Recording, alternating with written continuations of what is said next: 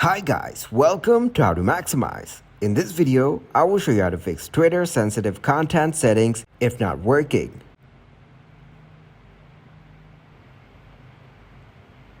Firstly, open your web browser. Here, go to twitter.com.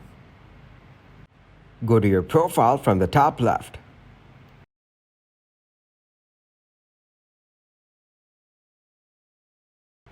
From the bottom, go to Settings and Support. Here, click on Settings and Privacy. Tap to open Privacy and Safety. All you need to do is go to Content You See. Check the box Display media that may contain sensitive content.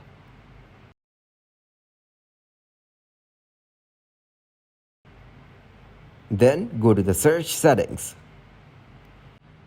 Here, check both the options. Doing so, you can fix Twitter sensitive content settings if not working.